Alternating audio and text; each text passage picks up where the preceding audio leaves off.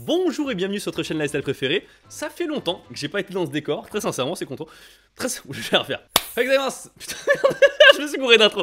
On va laisser comme ça, écoutez. Voilà, bonjour et bienvenue sur votre chaîne lifestyle préférée. Ça faisait un moment que j'avais pas tourné ici. Aujourd'hui, je vais parler de ma vie de couple en tant que youtubeur. Alors tout de suite on dirait un titre un peu putaclic, machin blabla et tout. En fait pas du tout, je me suis rendu compte que j'avais pas mal de choses assez intéressantes à dire autour de ça. J'adore vous partager en fait les coulisses de YouTube, comment ça se passe derrière, que ce soit les bons ou les mauvais côtés. Chose exceptionnelle, c'est que le thème de cette vidéo a un rapport avec la sponsor de cette vidéo. Et justement, vu que ma meuf, elle a tendance à manger un peu... Voilà, je fais livrer des kits repas carrément chez elle. Et justement, c'est le sponsor de cette vidéo, ça fait plaisir, merci beaucoup. C'est HelloFresh, voilà le leader mondial du kit repas. C'est frais, c'est varié et surtout c'est très bon. Là par exemple, j'ai un petit voilà colis que j'avais reçu. Ici on a l'équivalent des nanes en forme de pita. On a quelques feuilles de coriandre, pardon, de persil plat, voilà. Et en fait tu as des recettes par rapport à ça pour créer ce que tu veux. Je vais pas tout vous déballer, mais voilà, j'ai des champignons. Et comment ça se passe en fait concrètement avec tous ces produits? Eh bien tu vas recevoir une fiche comme ceci pour cuisiner et c'est vraiment très facile. Là tu as du coup le truc très attractif devant et derrière tu as toute la recette, voilà, pour comment faire et tout avec toutes les étapes. Et vraiment c'est ultra bien détaillé, c'est fait en sorte que même quelqu'un qui est absolument clacax, rincé au sol, voilà, puisse cuisiner ce genre de plat. Pourquoi je me suis senti auto-visé quand j'ai dit quelqu'un de rincé au sol en cuisine? Et t'as même les quantités qui sont indiquées, voilà, vraiment tout est très très précis. T'as même, on va dire, une marge de manœuvre hein, sur la recette. Et pour le côté livraison, voilà, chez toi, tu peux te dire, ah, la démarche écolo, elle est pas ouf. Et bien en vérité, j'ai découvert que pas du tout. Ce qui est intéressant en fait, c'est qu'ils produisent moins d'émissions de CO2 qu'un système alimentaire classique. En fait, ils font des efforts en termes de distribution et je connaissais pas du tout cet aspect, voilà, de HelloFresh. Donc je suis très content de l'apprendre. Bien sûr, l'abonnement est flexible avec plus de 20 recettes par semaine et les recettes sont adaptées à toute forme de régime. Je peux aussi vous balancer quelques chiffres, voilà, qu'ils ont réalisés pour vous dire à quel point ils sont installés dans le milieu. C'est quand même 600 millions de repas livrés jusqu'à aujourd'hui et 5,3 millions de clients à travers le monde. Ils sont balèzes. Vous avez bien sûr un lien dans la description et aussi un petit code qui vous permettra d'avoir jusqu'à 80 € sur les 3 premières box. C'est parti, ne délions pas plus, ma vie de couple en tant que youtubeur.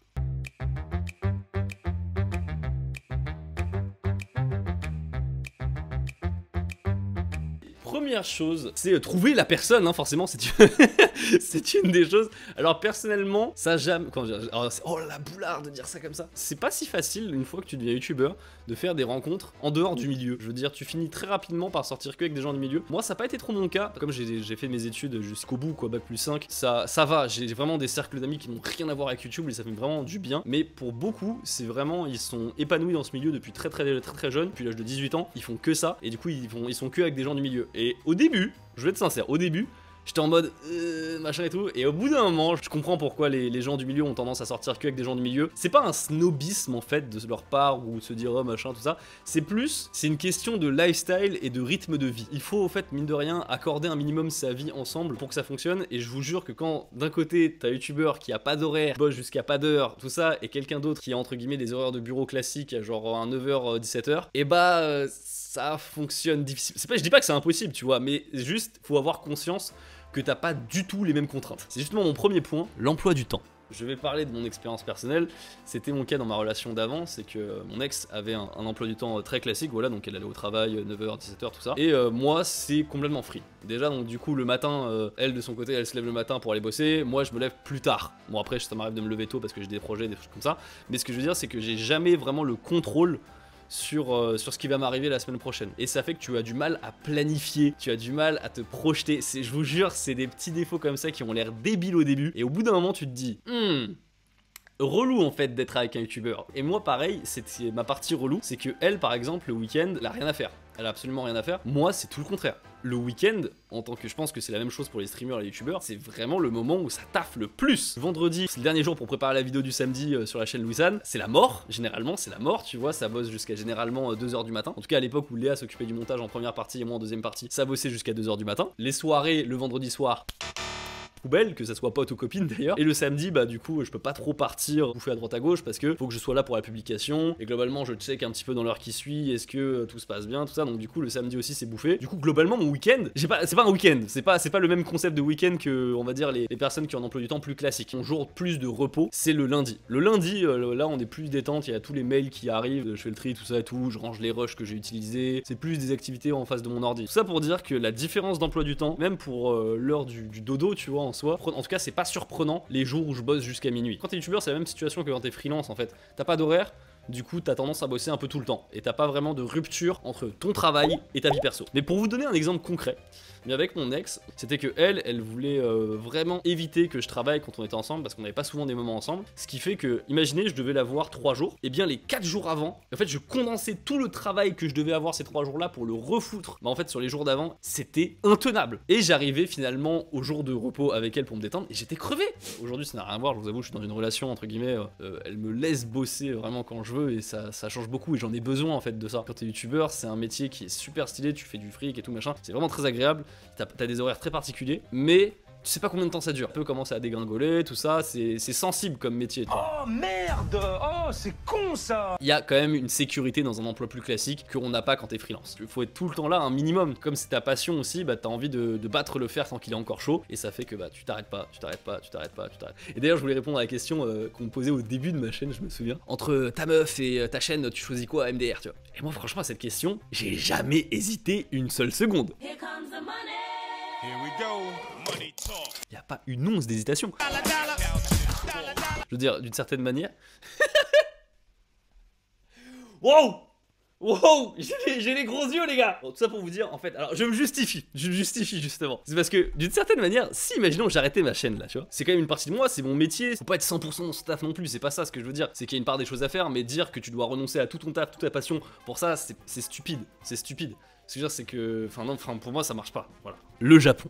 Alors ça, forcément, c'est pas un truc général, c'est plus pour moi perso. Eh, quand je vais au Japon, c'est dur, hein. Ah franchement je vous le dis c'est dur. En général je vais 1 mois. C'est très compliqué et à chaque fois je suis frustré parce que maintenant elle pourrait avoir du temps après, enfin je veux dire en écartant un peu son taf pour venir tu vois un peu au Japon, venir s'amuser ou quoi. Mais le truc c'est qu'en ce moment les frontières sont fermées, tu ne peux toujours pas y aller. Quand vous me voyez au Japon, je suis toujours un peu comme ça dans le fond tu vois. Du coup inversement quand vous me voyez en France, les gens qui disent pas bonjour. Alors ça, c'est un problème.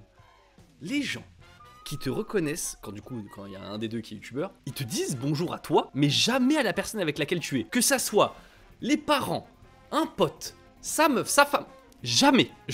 Allez, à 95% les gens ne disent pas bonjour à l'autre. Dites bonjour aux gens, c'est important parce que je pense qu'il y a une notion de gens qui se disent ah j'ai pas envie de déranger, du coup je dis pas bonjour. Assume jusqu'au bout et dis bonjour et voilà. C'est un truc que je notais et c'est vraiment compliqué. Enfin ça me fait penser à une anecdote où j'étais vraiment du coup avec mon ex à l'époque, on se tenait la main dans la rue et une meuf qui m'a dit bonjour, qui a pas dit bonjour à mon ex et qui a commencé à blablater tu vois. Et ça commençait à devenir long. Le problème c'est que à ce moment-là, bah, mon ex ça se casse quoi. Ça la saoule. Bah tu sais elle est en mode je suis ignoré dans tout le truc, pète couille quoi tu vois. Et du coup je me souviens à ce moment-là c'était un peu vénère, donc c'est vraiment c'est important. Bah on va continuer sur un sujet qui peut fâcher également. On va parler de la jalousie. La jalousie, je vais vous débloquer tout de suite un truc. Le côté jaloux parce que tu reçois des DM de filles, machin, etc. comme ça, franchement, je pense pas. Les DM que tu reçois comme ça, c'est des nids à problème. Aujourd'hui, avec tous les trucs qui peuvent t'arriver, voilà, que ça soit vrai, que ça soit faux, c'est des nids à problème. Du coup, tu te dis, merci du compliment, c'est très flatteur. Mais ça s'arrêtera là. Moi, en tout cas, c'est comme ça que je réponds. Ça peut être tendu. En revanche, ce qui pouvait être plus complexe, on va dire, c'est le fait de bosser, pas intimement, j'ai envie de dire, mais régulièrement, on va dire, avec d'autres meufs. En tout cas, c'était le cas quand j'étais avec mon ex. Je vous l'ai déjà dit, hein, qu'elle était jalouse de Marie à cette époque-là. Et en même temps, je peux comprendre aussi. Je partais littéralement en vacances 3-4 jours avec Marie, tu vois. Pour le taf, certes, mais les faits sont là. C'est pas agréable, hein, tu vois. Et c'est pour ça, du coup, je comprends les gens qui se mettent ensemble dans le même milieu. Parce que du coup, ils ont pas cette variable à gérer, en fait, en soi. Si vous voulez, c'est pas la même chose qu'avoir un collègue au travail. La manière dont tu interagis, tout ça, enfin, c'est vraiment très différent. Ça peut être un frein, quoi, au niveau jalousie. Montrer sa meuf ou pas sur sa chaîne. Tout le monde a un avis différent, tu vois, vraiment, tout le monde a un avis, je trouve, très tranché, différent là-dessus, sur est-ce qu'il faut, oui ou non, montrer ou pas sa meuf sur YouTube. Et moi j'ai tendance à dire ça dépend de ce que tu cherches en fait. Imagine t'es marié, c'est bon tu vois, je veux dire c'est validé, tout va bien, tranquille. Le problème c'est que forcément tu sais quand tu fais des vidéos en couple, même là dans ce titre j'ai mis le mot en couple tu vois, ça va être plus clivant, les gens ils vont vouloir voir dans l'intimité et ça. Donc ça, statement parlant, ça va être plus efficace, ça c'est sûr et certain. Le truc c'est aussi un danger pour dépendre de ça en fait au bout d'un moment. C'est-à-dire que tu dépendes uniquement de ça et du coup que ça soit plus une chaîne à toi mais une chaîne en couple. Et c'est pour ça que je me souviens quand je montrais du coup mon ex à l'époque, c'est pour ça qu'elle apparaissait que très rarement dans les vidéos, tu vois. Je faisais attention à ce qu'elle apparaisse pas trop souvent parce que même si ça fonctionnait, moi j'avais en tout cas cette peur de me dire et si ça basculait. Et là je peux te dire que c'est pas rigolo parce que du coup t'es un peu dépossédé de ta chaîne, c'est moyen. Après il peut y avoir plein d'éléments, tu vois, par exemple par rapport à son taf, ça peut être compliqué d'apparaître en vidéo, par rapport au jugement des gens, tu vois. C'est aussi un truc, faut s'attendre à être comme à être flingué de la part des autres. Hein. Les jugements sur le physique, les jugements sur le truc. Et ça, pour une personne qui n'est pas du tout du milieu, eh ben, je peux vous dire que même si 99% des gens sont super gentils, quand t'as pas l'habitude de voir les 1% des gens qui vont te juger sur ton physique pour une petite réflexion, pour un petit truc, qui vont te cracher à la gueule, ça peut faire mal. Mais voilà, personnellement, ma décision, c'est que, pour l'instant, pour des raisons tout à fait personnelles, je le ferai pas. On n'est pas à l'abri que dans 2 ans, 3 ans, voilà. Je pose les bases comme ça, L'argent. Ce sujet-là, il est loin d'être évident. Parce que, encore une fois, ça c'est un des critères qui fait que je comprends pourquoi les gens du milieu sortent avec des gens du milieu. C'est même pas pour dire qu'ils ont le même genre de salaire, même genre d'argent, c'est pas ça. C'est juste qu'ils ont conscience des sommes, des sommes qui circulent. J'ai jamais eu de problème avec ça, en tout cas avec mes ex. Mais je connais un youtubeur qui avait pas mal de problèmes avec ça parce qu'il gagnait beaucoup plus que son ex. Du coup, son ex, tu vois, elle se levait tôt tous les matins, elle allait travailler, elle revenait à la maison et lui il faisait une sponsor, une intégration d'1 minute et il se faisait peut-être 5 fois son salaire quoi. Forcément, ça génère énormément de frustration et ça, c'est un truc, je pense que ça peut créer beaucoup de non-dits, beaucoup de... Ouais, c'est de la frustration pure et dure, donc du coup, faut vraiment qu'on se le dise, qu'on en parle, tout ça. Faut pas que c'est une sorte de situation malsaine qui se crée par rapport à ça, c'est vraiment compliqué, je pense. J'ai jamais eu à gérer ça, j'ai jamais eu à vivre ça, mais je sais que c'est quelque chose qui existe. Est-ce que tu as les mêmes horaires que ta meuf? Pas vraiment, ça dépend, ça varie, mais on essaie d'avoir des horaires un peu libres. Et le fait que tu sois connu, c'est comment? Ça, pour le coup, bah, c'est un peu dans les trucs que j'ai listé un peu au-dessus, c'est les gens qui te disent bonjour qu'à toi et pas aux autres. Après, ça change pas grand chose, je pense pas que ça change grand chose pour le reste. Ta relation la plus longue a duré combien de temps, Louis? Elle a duré 4 ans. Connaissait-elle ton métier avant de te rencontrer? Alors du coup, pour le coup, mon ex, elle m'a connu quand j'étais déjà youtubeur, mais elle m'a vu évoluer, donc c'était très différent. Je vais vous parler d'un truc qui est un gros défaut de ce qui peut t'arriver quand tu es youtubeur, du coup, et que t'as une relation que tu affiches, que tu dis que t'es en couple et que tu le montres, en fait, c'est des drames. C'est un truc qui m'est arrivé, du coup, avec mon ancienne relation. C'est un harceleur, en fait, en gros, qui crée des faux comptes à balles. C'est plus d'une centaine, que ça soit sur Instagram, Twitter, Twitch, c'était sur YouTube, juste pour venir foutre la merde. C'était pour dire que j'étais cocu. Et c'est ultra dur, il y a des gens, ils passent leur vie à faire des trucs comme ça complètement débiles. Surtout que la personne, elle était déterminée. Tu sais, au début, je me suis dit, bon, au bout d'un mois, il va se lasser. Non, 1 mois, 2 mois, 3 mois. 4 mois, 5 mois. Et j'ai jamais su qui c'était. Il avait des informations bizarres parce qu'il avait des informations qui étaient à la fois. Enfin, qu'il avait chopé sur le LinkedIn, entre guillemets, de mon ex. Tu sens le mec, c'est juste, il était là pour faire chier. Ou d'ailleurs, il ou elle, d'ailleurs, aucune idée. Et ça a été quand même loin, hein, cette histoire, parce qu'on a été jusqu'à porter plainte. Je me souviens quand j'ai fait ça, je me suis pas dit, je vais porter plainte parce que ils vont résoudre le problème. Et j'étais réaliste. Je me suis juste dit, au moins je le fais. Et comme ça, on pourra pas me reprocher de pas avoir fait quelque chose. Et ce qui est marrant, c'est qu'une fois, je crois, j'avais sous-entendu que j'avais porté plainte en story, quelque chose comme ça. Et depuis, j'ai plus jamais rien eu. Mais vraiment, c'est là où vraiment, faut vous rendiez compte qu'il y a des gens, ils sont très malheureux. Au point de se dire, j'ai aucune raison, j'y gagne rien, mais je vais pourrir la vie de quelqu'un. Pas en mode je suis effrayé, mais ça fait peur de se dire qu'il y a des gens qui sont dans une détresse psychologique aussi intense. Moi, ça me rendait très mal, parce que c'était pas que par rapport à moi. Quand ça concerne quelqu'un qui est pas du coup dans ce cercle-là, et qui était juste là, entre guillemets, pour se faire plaisir, pour apparaître en vidéo, tu te dis, mais quelle horreur. J'ai l'impression d'être un peu responsable de ça. La personne, tout ce qu'elle voulait, c'était vraiment que je réponde, que je sois en panique, que je sois dans le mal. Faut pas céder, quoi, faut pas céder. Tu te dis, mais quel est ce niveau de chômage, mesdames et messieurs, voilà. Quel est ce niveau de chômage? C'est pour ça, maintenant, j'essaie de faire attention un minimum. Mais je me dis, je vais pas m'empêcher de vivre aussi à cause de ça, quoi. Bah écoutez, sur ce, voilà, j'ai pu déblatérer un petit peu sur ma vie de couple en tant que youtubeur, à quoi ça ressemble. J'ai parfois parlé de trucs qui me concernent que moi, parfois des trucs qui concernent un peu plus tout le monde. Bah, j'espère que vous aurez appris des trucs, ça me fait plaisir de vous montrer un peu ce qui se passe en coulisses de YouTube. Puis je vous dis à la prochaine sur une prochaine vidéo, voilà. Tchuss.